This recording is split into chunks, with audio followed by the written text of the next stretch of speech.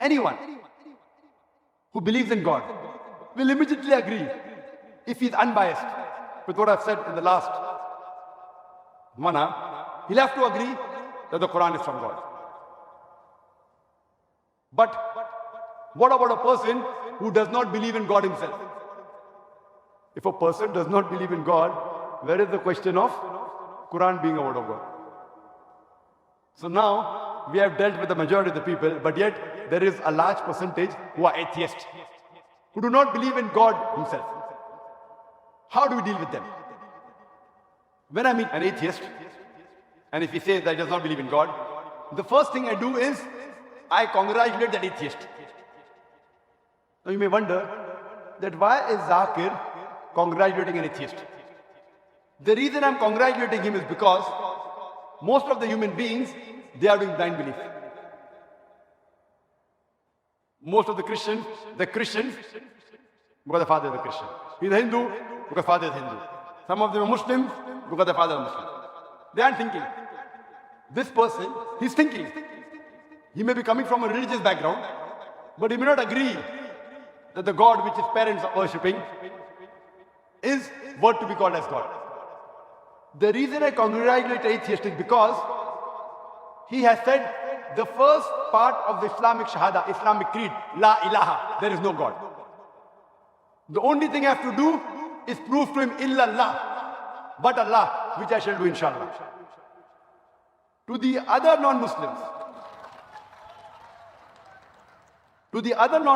first, I have to prove to him that the God he is worshipping is false. So half the time I waste in trying to prove that the God he is worshipping is false. Here, half my job is done, La ilaha. Only thing left for me is illallah and then Muhammad Rasulullah. But Allah and Prophet Muhammad, peace be upon the Messenger of Allah. Now this atheist, he rejects God because he has the wrong concept of God. Now anyone who says he does not believe in God, first I'll ask him, what is the definition of God? For anyone to reject anything, he should know its definition. For example, if I say, this is a pen, for you to say it is not a pen, you should know the definition of pen. If you don't know the definition of pen, you cannot say this is not a pen. Is it clear? Do you agree with me or not? If I say this is a pen, for you to say it is not a pen, you have to know the definition of pen, otherwise you cannot logically say it's not a pen. There was a smart person. He said, no, Brother Zakir. I know that's a book. So even if I don't know the definition of a pen, I can say it's not a pen. I know it's a book. So why should I know the definition of pen? So I said, fine. Do you know that's a book? He said, yes. I say, this is a kitab. He will say, no, it's not a kitab. He knows the definition of book, but does not know the definition of kitab. Kitab in Arabic and Urdu means a book. If I say this is a pen, knowing definition of a pen is more important than knowing what is this.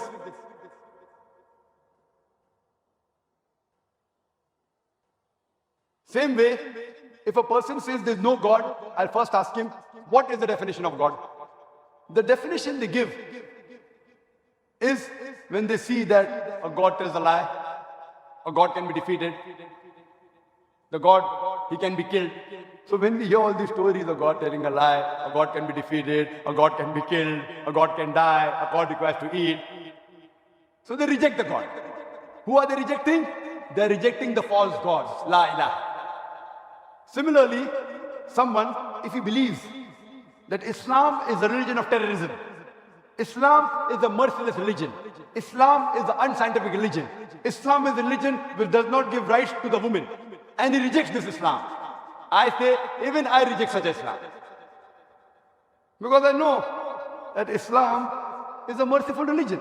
Islam, it's a scientific religion. Islam has human rights. Islam has women rights. So what do? I tell him, the Islam you believe and you reject, it should be rejected, but true Islam is, then I present to him the true Islam. Similarly, When these people are rejecting the false God, we have to present to them what is the true God. And the best definition of Almighty God, of Allah subhanahu wa ta'ala, given in the Quran, is from Surah Ikhlas, chapter number 112, verse number 1 to 4, which says, Kul huwa Allahu ahad. Say, He is Allah one and only. Allahu samad. Allah, the absolute eternal. Lam yalid wa lam yulad. He begets not, nor is begotten. Wa lam yakul lahu kufuwan ahad. There is nothing like Him. This is a four-line definition of Allah subhanahu wa ta'ala. Any person saying that so-and-so person is God, if that person fits in this four-line definition, we Muslims have got no objection in accepting that person as God. The first is, Kul wallahu ahad. Says Allah one and only. Second is, Allahu samad. Allah, the absolute eternal. Lam yalid wa lam yulad. He begets not, nor is begotten. Wa lam yakul lahu kufuwan ahad. There is nothing like Him. There are many people who say that Dajnish, he is Almighty God. Let us put this Bhagwan Dajnish to the test of Surah Ikhlas. There's a person who asked me a question at the time, that Brother Zakir, we Hindus do not believe in Bhagwan Dajnish to be God. I never said that Hindus believe Bhagwan Dajnish to be God. I've read the Hindu scriptures. Nowhere do the Hindu scriptures say Bhagwan Dajnish is God. I said some human beings, some people believe Bhagwan Dajnish to be God. Let us put this Bhagwan Dajnish to the test of Surah Ikhlas. The first is, Qul huwa Allahu ahad. Says Allah one and only. Was Bhagwan Dajnish one and only? Was he the only man who claimed divinity? There are hundreds who have claimed divinity. And in this country alone, there are thousands who have claimed that they were God. He's not the only one. But the Rajnish Bhakt will say, no, he is one and only, he is unique. Let's go to the next test. Allah Samad. Allah, the absolute eternal. Was Rajnish absolute eternal? We know from the autobiography of Rajnish, he says that he was suffering from asthma, from chronic backache, from diabetes mellitus. Imagine Almighty God suffering from asthma, chronic backache, diabetes mellitus. Third test is, Lam yalid wa lam yulad. He begets not, nor is begotten. We know Bhagwan Dajnish. He was born in Madhya Pradesh. And later on, in 1981, he goes to America and takes thousands of Americans for a ride. And in the state of Oregon, he starts his village called as Rajnishpuram. Later on, the American government, they arrest him and they put him behind bars. And Rajnish, he alleges that the American government, they slow poisoned me in the prison. Imagine Almighty God being slow poisoned. Later on, the American government, the king of the country, he comes back to India and goes back to the city of Pune, where he has a center, which is now called as Osho Commune. And when you go to the center, if you go to Samadhi, it is mentioned there on his Samadhi, Bhagwan Dajnish, Osho, never born, never died, but visited the earth from the 11th of December 1931 to the 19th of January 1990. Never born, never died, but visited the earth from the 11th of December 1931 to the 19th of January 1990. They forgot to mention on his Samadhi that he was not given visas to more than 21 countries of the world. Almighty God coming to visit the world and he requires visas. And the Archbishop of Greece said that if you don't remove Rajnish out of this country, we'll burn his house and the house of his disciples. And the last test, Walam yakul lahu kufuwan ahad, there's nothing like him, is so stringent that no one besides the true Almighty God can pass. The moment you can compare God to anyone in this world, to anyone in the universe, he's not God. Walam yakul lahu kufuwan ahad, there's nothing like him. Suppose someone says that Almighty God is 1,000 times stronger than Arnold Schwarzenegger. You might have heard the name of Arnold Schwarzenegger, the person who got the title Mr. World, the strongest man in the world, Mr. Universe, the strongest man in the universe.